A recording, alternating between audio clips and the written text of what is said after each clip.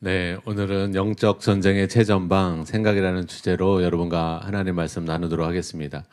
오늘 말씀은 몇 주 전에 하나님의 음성에 관한 설교의 그 연장선이 되는 말씀입니다. 여러분, 사람이 태어나서 머리로 제일 많이 하는 것이 무엇일까요? 네, 옛날에 김일 선수가 박치기 많이 했는데 사람이 태어나서 머리로 제일 많이 하는 것은 박치기가 아니라 생각입니다. 여러분의 생각은 계속 돌아가지요. 깨어나자마자 또 잠잘 때까지 너무나 많은 생각을 해서 힘드신 분들도 있어요. 이런 면에서 파스칼은 다음과 같이 말을 했습니다. 인간은 하나의 갈대에 불과하며 자연 가운데 가장 연약하다. 그러나 인간은 생각하는 갈대이다 라고 말을 했습니다. 또 로댕의 유명한 조각 생각하는 사람처럼 인간은 모두 생각하는 존재입니다. 이처럼 모든 인간이 하게 되는 생각은 우리의 삶에서 우리가 상상하는 그 이상의 영향을 미칩니다. 그런데 오늘 본문에서 사도 바울은 이렇게 말하고 있어요. 우리의 싸우는 무기는 육신에 속한 것이 아니요 오직 어떤 경관진도 무너뜨리는 하나님의 능력이라. 모든 이론을 무너뜨리며 하나님 아는 것을 대적하여 높아진 것을 다 무너뜨리고 모든 생각을 사로잡아 그리스도에게 복종하게 하니. 이 두 구절에서 사도 바울은 견고한 진이라는 단어를 생각과 연결을 시키고 있습니다. 즉 바울은 기독교인의 마음속에 생길 수 있는 생각이 마귀에 의해 생긴 악하고 견고한 진일 수 있다라고 지적하고 있는 것입니다. 또한 에베소서 6장에서도 사도 바울은 사단과의 영적 전쟁에 대해서 말하면서 사단의 무기가 불화살이라고 말하고 있습니다. 에베소서 6장 16절 우리 같이 한번 읽겠습니다. 시작. 모든 것 위에 믿음의 방패를 가지고.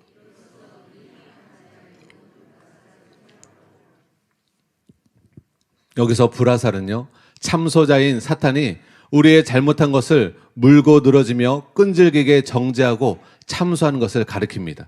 그런데 이 일은 생각을 통해서 이루어진다는 거예요. 그러므로 우리는 사단의 주된 공격 지점이 바로 우리의 생각이라는 것을 알아야 합니다. 화살은 멀리서 날아와서 우리의 몸속에 깊이 박힙니다. 그런데 사탄이 쏘는 화살도 여러분 불화살로서 특별히 우리의 생각에 박힙니다. 즉 사탄은 죄악의 불씨를 생각을 통해서 우리 속에 침투시키는데 그것을 우리가 즉시 말씀의 물로 끄지 않으면 그 불은 점점 커져서 우리의 마음과 행동에 영향을 미치기 시작합니다. 이처럼 사탄이 우리에게 제일 첫 번째 역사하는 전략은 우리의 마음속에 악한 상상이나 악한 생각을 불어넣는 것입니다. 미움의 생각, 음란의 생각, 잘못된 생각을 사탄은 끊임없이 우리에게 던져줍니다. 이에 대해 토마스 아 캠피스는 그리스도를 본받아라는 책에서 아주 중요한 말을 했습니다. 여러분 잘 들어보시기 바랍니다. 시험을 당하고 있을 때는 처음부터 특별히 주의를 기울여야 합니다. 모든 지혜를 기울여서 적이 우리의 마음의 문 안으로 들어오지 못하게 막는다면 적을 훨씬 쉽게 물리칠 수 있으며 처음 문을 두드리자마자 내쫓아 버리도록 해야 합니다. 그러므로 어떤 시인은 처음에 항거하라, 때가 늦으면 극복하기 힘들리라 라고 말하고 있습니다. 처음에는 악한 생각이 마음으로 스며들고 다음에는 그에 대한 생생한 상상이 떠오르며 마침내는 이를 즐기고 악한 행동을 하면서 악에 동참하게 되는 것입니다. 이렇게 해서 우리의 사악한 적은 처음부터 굴복되지 아니하면 조금씩 완전히 침입해 들어오는 것입니다. 한 거를 게을리하면 할수록 적은 더더욱 강해지고 사람은 자꾸만 약해져서 마침내 원수에게 지고 마는 것입니다. 여러분, 마귀는 제일 첫 번째 공격이 악한 생각으로 여러분을 영향을 주려고 합니다. 그러므로 원망의 생각, 불평의 생각, 미움의 생각, 부정적인 생각이 여러분 아침마다 여러분의 원수마귀가 공격해 올 때 초반부터 여러분 항거하시고 대적하시고 물리치시기를 예수님의 이름으로 축복합니다. 이처럼 생각은 영적 전쟁터입니다. 생각은 영적 전쟁터일 뿐만 아니라 사단과 최초의 접전이 벌어지는 영적 전쟁의 최전방입니다. 그래서 오늘은 생각에 대해서 여러분과 함께 말씀을 나누도록 하겠습니다. 첫째로 한번 따라해 보겠습니다. 생각은 그 출처가 영적인 경우가 많습니다. 사랑하는 여러분, 모든 행동은요, 생각에서 비롯됩니다. 그렇죠? 이런 면에서 생각은 행동의 씨앗이라고 볼 수 있습니다. 그러면 행동의 씨앗인 생각은 어디로부터 오는 것일까요? 모든 사악한 생각이나 또는 선한 생각들이 오로지 인간에 의해서만 만들어지는 것일까요? 이전에 말씀드린 대로 생각은 그 출처가 세 가지입니다. 보통 여러분 스스로 하는 생각이 있어요. 또 하나님이 주시는 생각이 있습니다. 하나님이 우리에게 말씀하실 때 전에도 말씀드린 것처럼 육성으로 말씀하시는 경우는 굉장히 드물어요. 목사님이건 여러분 성도님들이건 하나님이 우리에게 말씀하실 때 생각을 넣어주십니다. 생각을 통해 말씀하세요. 또 마귀나 악한 영들도 우리에게 말을 할 때 육성으로 말하는 것이 아니라 악한 생각을 우리 안에 넣어줍니다. 속삭입니다. 이것이 요한복음에 잘 나타나 있습니다. 마귀는 예수님을 배반하려는 것을 베드로에게 육성으로 말하는 것이 아니라 생각을 넣어줬습니다. 요한복음 13장 2절입니다. 우리 같이 한번 읽을게요. 시작. 마귀가 벌써 시몬의 아들 가룟 유다의 마음에 예수를 팔려는 생각을 넣었더라.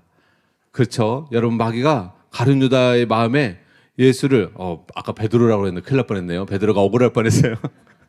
마귀가 베드로에게 넣어준 게 아니라 가룟 유다에게 마음에 예수를 팔려는 생각을 넣어줬습니다.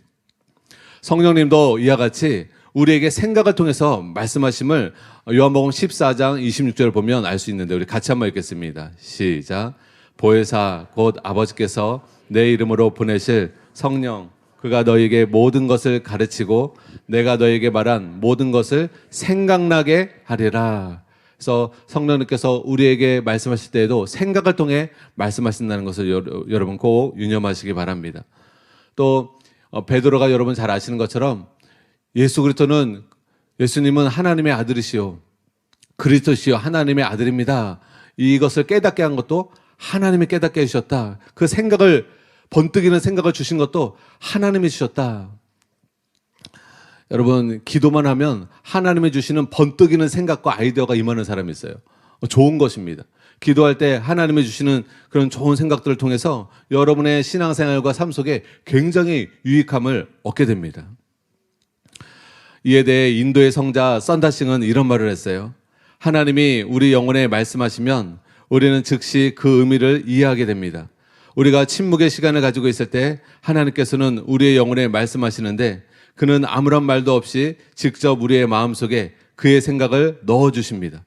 때때로 그것은 도저히 말로 표현할 수 없는 생각이기도 합니다. 라고 말했어요. 또한 플로이드 맥클랑은 이런 말을 했습니다. 하나님은 우리의 마음과 생각을 통해 말씀하십니다. 기도하는 마음으로 주께 구하면 주님께서 우리 마음 가운데 여러 가지 생각을 심어 주실 것입니다. 이처럼 하나님도 생각을 통해 우리에게 말씀하시고 사탄도 생각을 통해 우리에게 말합니다. 어제 저희 막내 아들이 제 목양실에 이제 왔어요. 예배 드리고 이제 늦게 왔는데 살을 뺀다고 열심히 목양실에서 팔굽혀펴기 하고 뭐 운동을 하고 있더라고요. 저 설교 준비하고 있는데 낑낑거리면서 살 빼야 된다고. 그래서 제가 그런 말을 했죠. 아들아 여기 편의점 가가지고 뭐 좀 먹을 것 좀 사줄까? 이렇게 했더니 막내 아들이 하는 말이 사탄의 음성이네요. 마귀의 속삭임이네요. 자기는 살 빼려고 애를 쓰고 있는데 제가 먹을 걸 사준다 하니까 마귀의 음성이라고 합니다. 여러분 실제로 마귀가 존재하고요. 마귀가 여러분 마음을 낙심시키는 생각을 넣어줍니다. 의심하는 생각을 넣어줍니다. 여러분 마음에 무겁게 하는 생각들을 넣어줍니다. 오늘 여러분이 그런 마귀가 주는 생각으로부터 완전히 자유케 되시기를 예수님의 이름으로 축복합니다. 여러분 닐 앤더슨은 이런 말을 했습니다. 사단의 전략은 그의 생각을 당신의 마음속에 심어놓고 그것이 마치 당신 안에 생겨난 것인 양 믿게 만드는 것이다. 우울한 생각을 마귀가 주었는데 낙심의 생각을 넣어줬는데 이게 마귀로부터 왔다는 것을 예상하지 못하는 거예요. 깨닫지 못하는 거예요. 여러분 이제부터는 여러분이 사탄의 전략을 깨닫고 사탄은 우리에게 우울한 생각, 낙심의 생각, 죄된 생각을 준다는 것을 알고 여러분 그것을 자연스럽게 받아들이지 마시고 물리치시기를 예수님의 이름으로 축복합니다.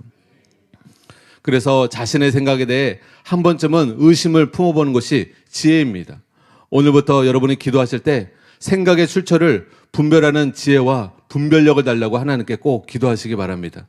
그래서 하나님께서 주시는 생각에는 아멘하고 달게 받으시고 사단이 여러분에게 주시는 생각에는 노하고 절대 받아들이지 마시기를 바랍니다. 둘째로 한번 따라해 보겠습니다. 마귀는 우리의 마음에 하나님이 심으신 선한 생각을 빼앗아 가려 합니다.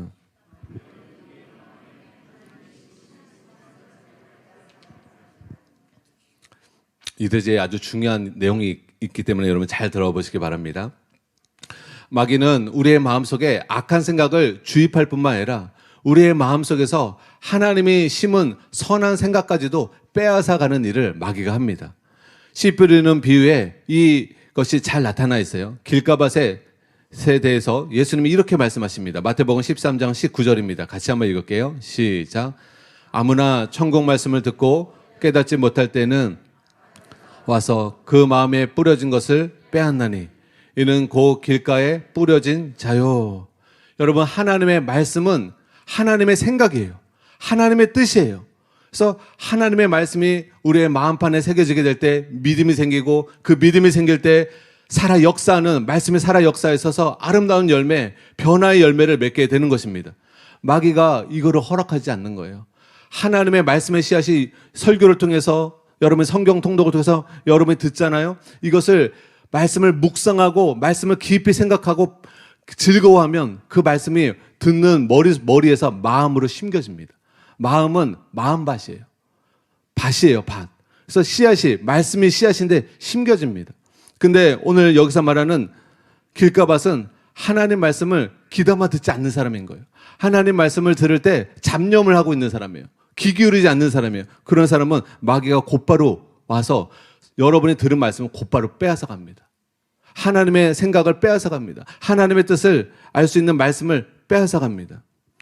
이처럼 마귀는 사람의 마음에서 말씀의 씨앗을 빼앗기 위해 열심히 활동합니다. 왜냐하면 말씀을 빼앗지 않으면 여러분의 하나님의 말씀이 여러분 마음에 심겨지면 그것이 믿음이 되기 때문에 말씀을 믿게 되면 성령이 역사하고 변화되기 때문에 기적이 일어나고 구원이 베풀어지기 때문에 마귀는 그것을 철두철미하게 방해하려고 하는 것입니다. 이에 대해 테리로 목사님은 이런 말씀하셨어요. 나는 악한 영들이 주일 아침에는 다른 어느 때보다 훨씬 더 활동적이라고 믿는다. 왜 활동적이에요? 이 악한 영들은 주일 아침에 설교를 듣는 성도들이 절대로 말씀을 듣고 은혜 받지 못하도록, 말씀을 깨닫지 못하도록, 말씀에 귀 기울이지 못하도록 잠이 오게 합니다. 말씀만 들으면 희한해요. 어떤 사람은 평상시에는 안 졸아요. 근데 말씀 시작하면 눈을 감습니다. 그리고 말씀이 딱 끝나는 동시에 눈을 뜹니다. 희한하죠? 평상시에 조는 사람이 아니에요. 근데 말씀 시간에만 졸음이 와요. 그것은 마귀의 역사입니다. 여러분이 말씀 시간에만 잡념이 들고 집중이 안 되고 졸음이 온다. 마귀가 졸게 하는 거예요. 마귀가 잡념 들게 하는 거예요. 왜? 말씀이 굉장히 중요합니다. 오늘 말씀 끝까지 들으시면 알겠지만 하나님의 말씀을 받아들임으로 말미암아 마음이 변화되고 삶이 변화되고 운명이 달라지는 것이기 때문에 모든 변화의 시작은 하나님의 말씀을 듣는 것부터 시작이 되는 것이기 때문에 여러분 하나님의 말씀을 지금도 잘 듣고 계시지만 더 귀담아 들으시기를 예수님의 이름으로 축복합니다. 그러면 악한 영들은 어떤 방식으로 우리 마음속에 심긴 생각들을 빼앗아 갈까요? 가장 흔한 예로는 아까 말씀드린 것처럼 마귀는 잡념을 사용합니다. 그래서 사람들은 예배 시간에 교회에는 앉아 있을 수 있지만 마음은 전혀 다른 곳에 가 있을 수가 있어요. 어떤 여자분들은 설교를 듣는 와중에도 오늘 저녁은 뭐 해 먹나 라고 생각할 수 있고, 또 사업하시는 사람들은 설교를 듣는 와중에도 사업 전략을 짜고 있을 수 있습니다. 눈으로는 저를 보고 귀로는 설교를 듣지만 여러분 생각 속에서는 오늘 뭐 해 먹지 저녁에? 고지서 냈나? 어디서 고지서 내야 되는데 돈 걱정하고 염려하고 그런 생각으로 가득 찬 상태에서 말씀을 들으면 그 말씀이 제대로 여러분 마음 안에 심겨지지 못해서 역사할 수가 없습니다. 그러므로 설교를 듣는 중에 자꾸 떠오르는 잡념의 생각들이 여러분에게 있다면 그것이 마귀가 여러분에게 하나님의 말씀에 집중하지 못하게 하려고 공격하는 것임을 알고 여러분 물리치시기 바랍니다. 한편 마귀는 말씀을 듣고 있을 때에만 진리를 빼앗는 것이 아닙니다. 말씀을 듣고 난 후에도 동일한 목적으로 활동합니다. 어떤 사람들은 설교를 들을 때는 잘 들어요. 그리고 은혜를 받는 것 같아요. 근데 삶이 달라지지가 않습니다. 그 이유가 뭘까요? 이게 말씀을 잘 들으면 변화가 되어야 되는데 변화가 잘 안 되는 사람이 있어요. 그 이유는 설교 시간에만 말씀에 집중하고 설교가 끝나면 곧 말씀에 대해서 무관심해지고 말씀을 잊어버리기 때문에 그래서 하나님의 말씀을 통해서 변화가 일어나지 않는 것입니다. 야고보서 저자는 하나님 말씀을 듣고 실천하는 것이 얼마나 중요한가, 잊지 않고 행하는 것이 얼마나 중요한가에 대해서 야고보서 1장 22절에서 25절에 말하고 있습니다. 우리 같이 한번 읽겠습니다. 시작. 너희는 말씀을 행하는 자가 되고 듣기만 하여 누구든지 말씀을 듣고 행하지 아니하면 그는 거울로 자기의 생긴 얼굴을 보는 사람과 같아서 제 자신을 보고 가서 그 모습이 어떠했는지를 곧 잊어버리거니와 자유롭게 하는 온전한 율법을 들여다보고 있는 자는 듣고 잊어버리는 자가 아니요 실천하는 자니 이 사람은 그 행하는 일에 복을 받으리라. 아멘. 여러분 말씀을 듣고 실천하는 자가 복이 임합니다. 말씀을 듣고 실천하는 자가 구원이 임해요. 말씀을 듣고 실천하는 자는 하나님의 축복이 임합니다. 여러분 하나님이 왜 말씀을 여러분에게 줄까요? 말씀은 씨앗과 같은 거예요. 왜 농부가 씨앗을 밭에 심깁니까? 뭘 얻으려고? 열매를 얻으려고. 열매에 대한 기대감 없이 씨 뿌리는 농부가 어디 있어요? 씨를 뿌리는 농부는 반드시 열매를 기대합니다. 하나님이 여러분 마음 가운데 오늘 설교의 말씀을 주고 계세요. 그 말씀을 줄 때 하나님이 그냥 말씀을 듣는 것에서 만족하시는 게 아니에요. 여러분이 듣고 믿음으로 말미암아 실천할 때 여러분 삶 가운데 변화의 열매를 기대하시는 것입니다. 죄인이 의롭게 변화되는 것을 기대하시는 것이고 미움으로 살던 사람이 사랑으로 사는 삶을 사랑의 열매를 맺기를 하나님은 기대하시는 것이고 원망과 불평으로 살던 사람이 감사의 삶으로 하나님께 감사와 찬양을 올려드리는 삶으로 변화되기를 하나님은 이 설교 말씀을 통해서 기대하고 계시는 것입니다. 그래서 여러분 말씀을 들을 때 그것을 귀담아 듣고 꼭 그 말씀 따라 실천하는 여러분 되시기를 예수님의 이름으로 축복합니다. 여러분 예수님은요 지금 말씀드린 것처럼 하나님 말씀을 씨앗에 비유하셨습니다. 왜냐하면 하나님 말씀과 씨앗 사이에는 공통점이 있어요. 여러분 씨는요 잠시 땅 속에 있었다고 해서 금방 싹이 나나요? 그렇지 않죠. 씨를 심었다고 바로 1시간 뒤에 바로 내일 싹이 나지 않습니다. 씨가 싹을 틔우고 자라서 열매를 맺으려면 오랫동안 땅 속에 심겨져 있어야 돼요. 그래야 열매를 맺을 수 있고 싹을 틔울 수 있죠. 그런데 하나님 말씀도 역시 마찬가지입니다. 하나님의 말씀도 설교를 듣는 시간뿐만 아니라 설교가 끝난 후에도 오랫동안 여러분 마음속에 남아 있어야 돼요. 설교 들을 때 끝나는 게 아니라 설교 듣고 난 그 저녁에도 은혜 받았어. 또 그 다음 날에도 그 하나님을 묵상하면서 말씀을 묵상하면서 그 말씀 너무 좋았어. 난 그 말씀 따라 살 거야. 그 말씀이 나한테 참 은혜가 됐어. 잊지 않는 거예요. 그 말씀을 듣고 금방 빼앗기는 게 아닌 거예요. 저희 사모가 제가 이제 이번 청년부 설교를 했는데 저희 사모가 은혜를 받았나 봐요. 근데 하루 이틀 3일 지났는데도 계속 그 얘기를 하는 거예요. 참 청년부 때 설교가 너무 좋았어. 은혜 받았어. 계속 은혜 받았어. 제가 그걸 들으면서 결혼을 잘했구나. 우리 사모가 하나님 말씀을 참 귀담아 듣는구나. 참 부족함은 있을 수 있겠지만 저는 진짜 영적인 아내를 원했는데 우리 아내가 그렇게 하나님 말씀을 귀담아 듣고 말씀에 귀 기울이는 거예요. 그리고 말씀이 우리 아내의 마음을 주장하고 우리 사모의 삶을 주장하는 거예요. 여러분 이것이 굉장히 바른 것입니다. 씨앗이 심겼다고 바로 열매 맺는 게 아니에요. 오래 땅 속에 심겨져 있어야 돼요. 하나님의 말씀이 여러분 마음 가운데 오랫동안 심겨져 있어야 됩니다. 오늘 듣고 오늘 뭐 들은 것 같은데 설교 말씀 들었는데 집에 가는데 아무 생각이 안 나. 오늘 무슨 설교 들으셨어요? 오늘 김동모 선생님 뭐라 그러셨더라? 잠자지 말라고 그러셨던 것 같은데 그것만 생각나면 안 돼요. 여러분, 하나님 말씀이 여러분 마음 가운데 오래 심겨져 있어야 거기서 싹이 나고 열매가 자라나고 변화가 일어납니다. 그래서 여러분, 아주 중요한 사실은 무엇이냐? 여러분, 레위기 11장에 보면 대책임질하는 동물은 정하나 대책임질 잘하지 않는 동물은 부정하니 먹지 말라고 하셨는데, 왜 대책임질을 하느냐 안 하느냐가 이렇게 중요한가? 여러분, 이것은 참된 신자와 거짓 신자를 구분하는 기준입니다. 참된 신자는 하나님의 말씀을 계속 묵상합니다. 대책임질을 한다는 것은 묵상한다는 의미예요. 말씀을 묵상한다는 것은 작은 소리로 들은 말씀을 계속 읊조리며 말씀을 기억하고 말씀을 깊이 생각하는 것. 그래서 여러분, 하나님 말씀을 묵상해야 그 말씀이 소화되는 거예요. 소들이 대책임질하잖아요. 계속 다시 또 꺼내서 먹고 또 먹었다가 다시 또 꺼집어내가지고 대책임질하는 것처럼 하나님 말씀을 여러분 계속 묵상하게 될 때 그 말씀이 여러분 마음에 심깁니다. 그 말씀이 여러분 마음에 심긴다는 것은 여러분의 그 말씀이 믿어진다는 거예요. 하나님 말씀이 믿어져서 그다음 믿어지게 되면 행동에 옮겨지게 되는 것입니다. 시편 1편에 보면 복 있는 사람의 특징에 대해서 말씀하고 있는데, 누가 복 있는 사람인가? 시편 기자는 이렇게 말씀하고 있어요. 시편 많이 좋아하시죠? 한번 같이 읽어보겠습니다. 시작. 복 있는 사람은 오만한 자들의 자리에 앉지 아니하고 오직 여호와의 율법을 즐거워하여 그 율법을 주야로 묵상하는 도다. 여기에서 보면 복 있는 사람은 하나님 말씀을 즐거워하여서 그 말씀을 주야로 묵상한다고 말씀하고 있습니다. 다시 말하면 하나님 말씀을 자꾸 되새김질 한다는 거예요. 말씀을 읽으면서 또 읽고 하나님 말씀을 들으면서 또 들으면서 그 말씀이 우리의 마음과 생각에 심겨지도록 한다는 것입니다. 그러면 그 말씀 따라 살 수 있는 힘이 거기서 나오는 것입니다. 말씀이 믿어질 때 믿음으로 순종할 수 있게 되는 것이에요. 그래서 하나님 말씀 따라 살면 반드시 하나님 복을 내려주십니다. 여러분, 하나님의 말씀 따라 살면 하나님 그냥 놔두지 않으세요.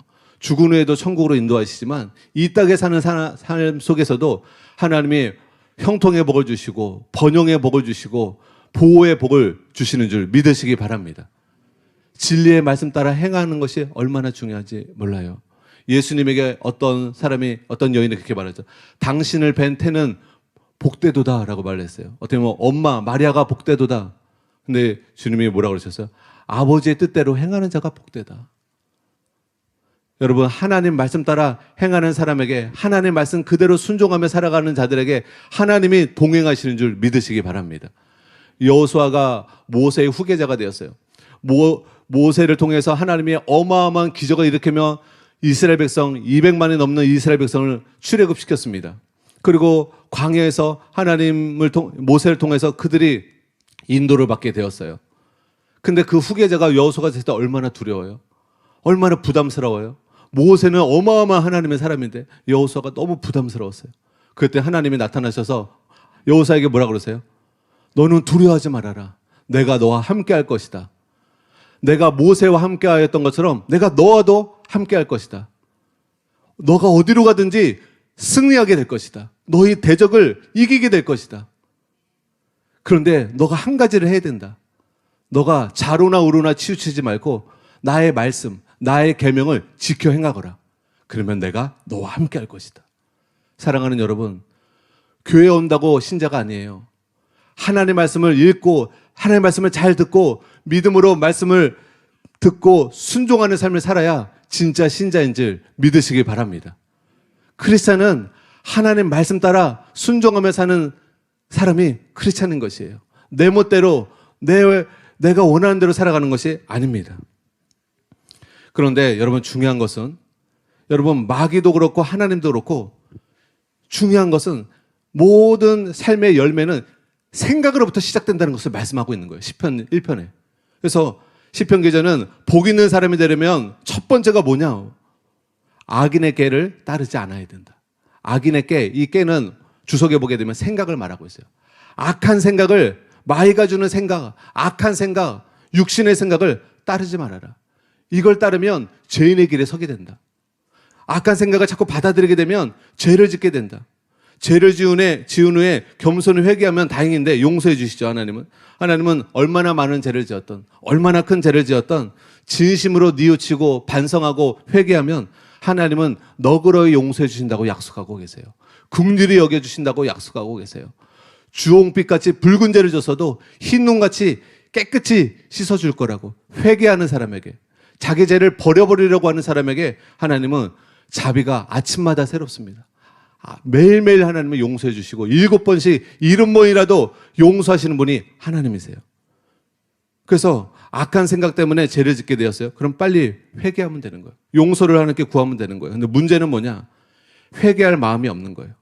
마음이 완고해져서, 마음이 강팍해져서 죄를 짓고도 부끄러운 줄 모르고 죄를 회개할 마음이 없이 오히려 그 마음속에 적극적으로 죄를 행하려는 마음을 갖는 거. 이것이 바로 오만한 자리에 앉는 것입니다. 주저앉는 거예요. 죄의 자리에 주저앉는 거예요.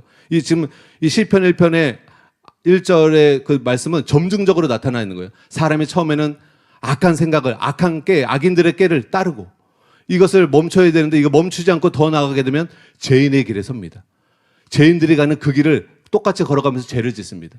근데 이것을 회개하지 않고 또 계속 가면 오만한 자리에 앉게 됩니다. 죄를 짓고 또 뻔뻔하게 일어나려고 하지 않아요. 돌이키려고 하지 않아요. 아주 그냥 자리를 잡았어요. 그 죄 가운데 머물기로 작정했어요. 여러분, 이런 마음 상태에는 하나님의 복을 받을 수가 없습니다. 이런 마음 상태로는 천국에 들어갈 수가 없습니다. 여러분, 이런 완고한 마음을 절대로 갖게 되지 마시기를 예수님의 이름으로 축복합니다. 하나님은 부드러운 마음을 원하세요. 부드러운 마음을 가진 사람은 얼른 회개하려고 하고 뉘우치려고 하고 변화되려고 합니다. 여러분, 사람 중에서도요, 겸손한 사람은 누가 사랑하는 마음으로 좀 이가 이렇게 변화됐으면 좋겠습니다. 또 사랑하는 가족이 아빠 아니면 엄마 이렇게 좀 변화되셨으면 좋겠습니다. 아빠는 이게 참 좋은데 요것만 변화됐으면 좋겠어요. 겸손한 사람은요, 듣습니다. 나의 부족을 얘기해줘도 그것을 겸손히 들어요. 근데 오만한 사람은 못 듣습니다. 여러분, 김정은에게 바른 소리 했다가는 곧바로 총살이에요. 못 듣습니다. 새터민 분들이 100% 공감하실 것 같아요. 김정은에게 아무리 똑바른 소리에 바른 소리야, 틀리지 않는 소리야 했다고 해보세요. 김정은이 그걸 받겠어요? 안 받습니다. 그런데 우리 담임 목사님은요, 수양관에 제가 같이 가면 오히려 해달라고 그러세요. 내가 부족한 거나 나에게 내 부족이나 내 허물이 있으면 나에게 말해달라. 나는 변화되고 싶습니다. 전도사님이어도 상관없습니다. 난 들을 준비가 돼 있으니까 내가 부족이 있거나 내가 이게 시정해야 될 부분이 있으면 언제든 저에게 말씀해 주세요. 제가 변화될게요. 여러분, 이런 마음이 부드러운 마음인 줄 믿으시기 바랍니다. 하나님의 말씀은 하나님이 우리에게 말씀하시는 거예요.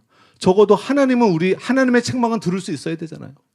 하나님의 훈계는 들을 수 있어야 되잖아요. 근데 여러분, 의외로 많은 사람들이 하나님의 책망도 안 듣습니다. 하나님의 훈계도 듣지 않습니다. 하나님은 인간들을 사랑하셔서 회개하라 말씀하시고 우리의 부족과 우리가 고쳐져야 될 부분들을 말씀하실 때 여러분, 그때 겸손하게 하나님, 맞습니다. 제가 그런 점 있습니다. 제가 부족한 점 있고 허물이 많습니다.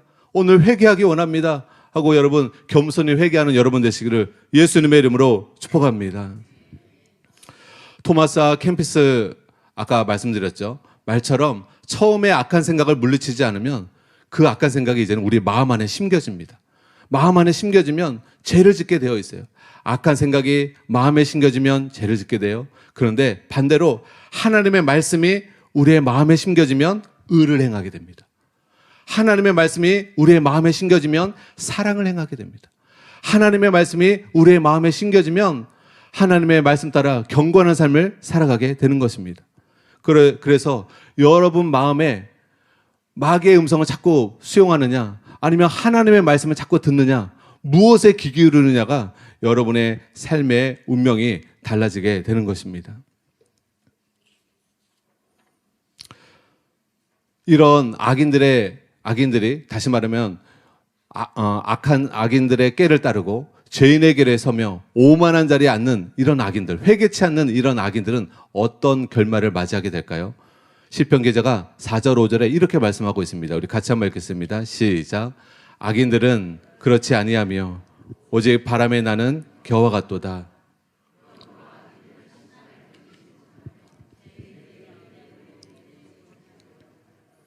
여기에서 바람에 나는 겨는 타작마당에서 알곡과 겨를 구분하기 위해 키즈라는 것을 염두에 둔 표현입니다. 여러분 연세가 많으시니까 다 아시죠? 키즈를 하는 게 뭔지. 키즈를 하기까지는 알곡과 겨가 구분이 되지 않아요. 그런데 바람 나는 날에 키즈를 하게 되면 알곡은 그 자리에 떨어지고 겨는 바람에 날아가 버립니다. 그래서 알곡과 겨는 자연스럽게 구분이 되고, 그래서 농부는 알곡은 거두어서 곡간에 들이고 겨는 모아다가 불에 태우지요. 이건 농사 짓는 집에 흔히 볼 수 있는 일입니다. 그런데 하나님이 이것을 말씀하시면서 의인과 악인도 하나님의 심판 때에 자연스럽게 구분이 된다는 것이에요. 그래서 알곡 신자, 열매 맺는 신자, 변화된 신자는 천국 곳간에 들이시고, 계속 회개치 않고 죄 가운데 살아가는 악인들은 지옥불에 던져버리신다는 거예요. 알곡을 곳간에 들이고 겨는 불에 태우는 것처럼 이 마지막 심판대 가운데서도 악인과 의인의 심판이 반드시 있다는 것을 기억하시기 바랍니다. 그래서 하나님이 우편에는요 의인들이 선다고 성경은 말씀하고 있어요. 예수님 오셨을 때 좌편에는 저주받을 악인들이 서게 될 거라고 성경은 말씀하고 있습니다. 반대로 우리가 하나님의 말씀을 자꾸 묵상하게 되면 그 말씀이 우리 안에 살아 역사합니다.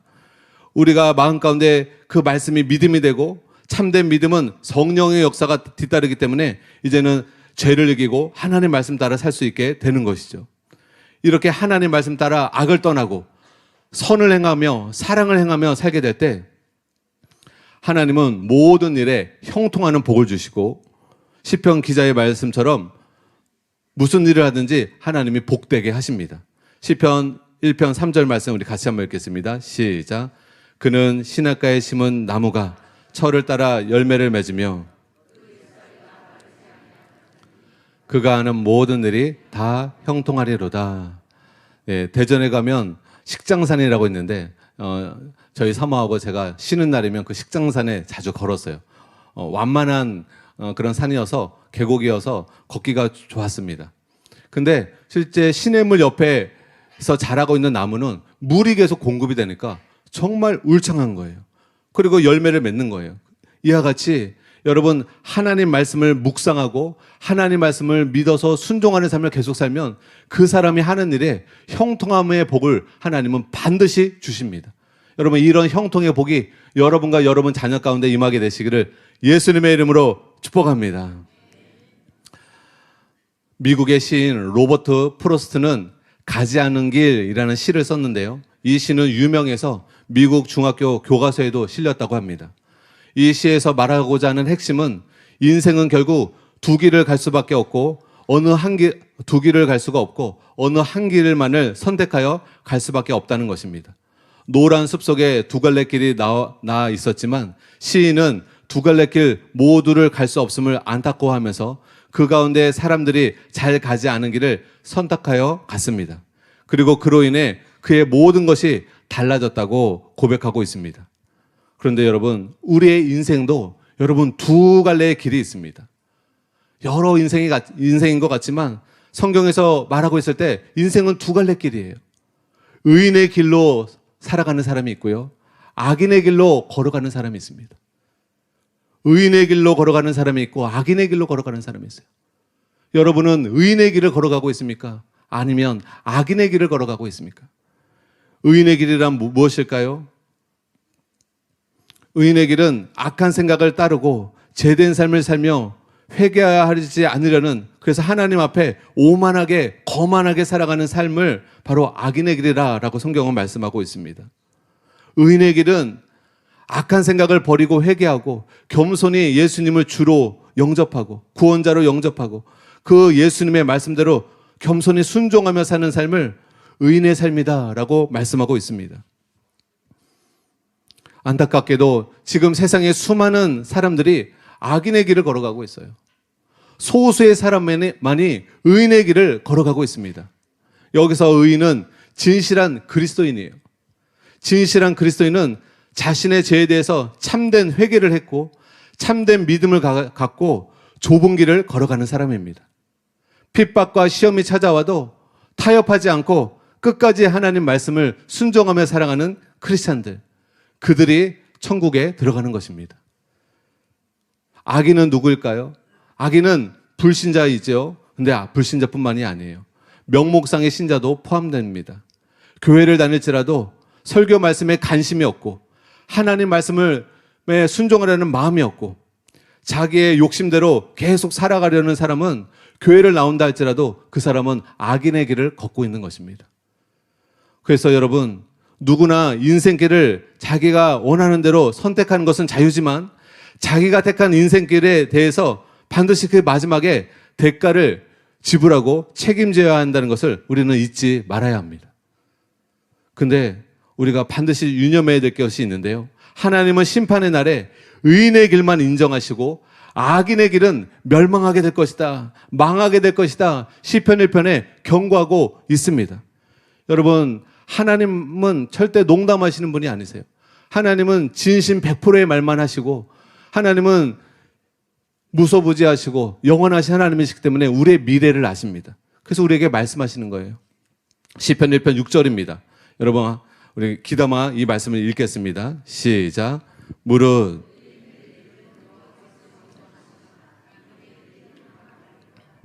아멘.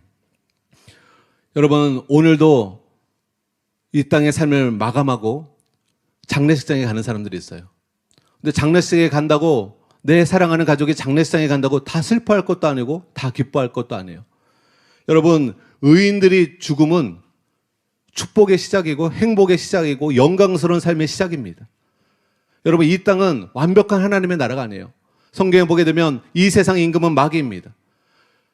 그래서 하나님이 부분적으로 교회 안에 역사하는 것뿐이지 이 세상은 마귀가 역사하는 곳들이 굉장히 많아요. 독재자들이 지배하는 것처럼, 저 북한과 중국과 러시아가 지금도 악한 독재자들이 지배하는 것처럼 이 악한 원수 마귀가 이 세상에 질병을 주고 고통을 주고 사망을 주고, 여러분이 아시는 것처럼 도적인 것은 도적질하고 죽이고 멸망시키려는 것뿐이요, 이게 바로 이 도적이 바로 마귀잖아요. 그러나 여러분, 천국에는 눈물도 없고 곡하는 것도 없고 아픔도 없습니다. 질병도 없습니다. 주님과 함께 영원한 안식과 행복과 영광 가운데 살아가는 것이에요. 신령한 몸을 입고 살아가는 것이에요. 지금 나이 드신 그 몸으로 가시는 거 아니에요. 여러분, 가장 건강하고 가장 젊은 나이로 가서 천국에서 생활하는 것입니다. 그래서 여러분, 죽은 후에 후회하면 소용없습니다. 여러분이 살아있을 때 의인의 길을 걸어가게 되시기를 예수님의 이름으로 축복합니다. 악인의 길에서 돌이키시고 의인의 길을 걸어가시는 여러분 되시기를 예수님의 이름으로 축복합니다. 그러려면 진짜 나의 죄를 회개하고 예수님을 나의 구주와 임금으로 모셔드리고 그 예수님의 말씀을 귀 기울이고 그 예수님 말씀 그대로 여러분 믿음으로 순종하는 저와 여러분 되시기를 바랍니다. 여러분, 이 인생의 둘러길 중에 어떤 길을 선택하느냐는 너무나 중요하다는 것을 마귀도 잘 알고 있어요. 그래서 마귀는 사람들의 마음에서 하나님 말씀을 빼앗아가고 사람들의 마음에 악한 깨, 즉 악한 생각을 넣어주려고 합니다. 그래서 죄를 짓게 하고 타락시키려고 합니다. 반대로 하나님은 우리의 마음에 살아있는 말씀, 진리에 대한 생각, 레마의 말씀을 우리에게 넣어주시려고 합니다. 하나님의 말씀은 아까도 말씀드린 것처럼 영적인 씨앗과 같아요. 씨앗이 살아있듯이 하나님 말씀도 살았습니다. 그 말씀을 여러분 마음에 심기게 하면 믿는 자 속에 살아 역사합니다. 하나님 말씀은 살아있어요. 하나님 말씀은 살았기 때문에 여러분이 그 말씀 그대로 아멘하고 그 말씀을 부여잡으면, 믿음으로 부여잡으면 여러분 삶 가운데, 여러분 마음 가운데 살아 역사합니다.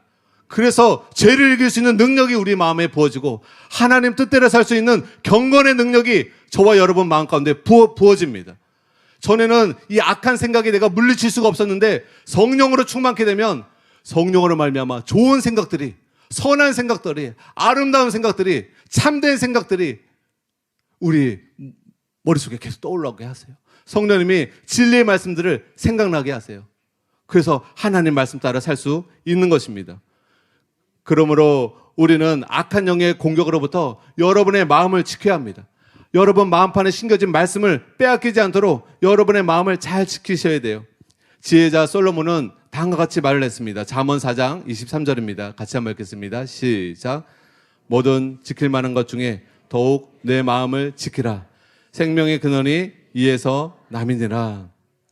이처럼 우리는 사탄이 악한 생각을 우리의 마음에 심지 못하도록 보호해야 되고, 또 하나님께서 심으신 진리의 생각들이 사탄이 빼앗아가지 못하도록 저와 여러분의 마음을 지켜야 되는 줄 믿으시기 바랍니다. 이제 말씀을 맺겠습니다.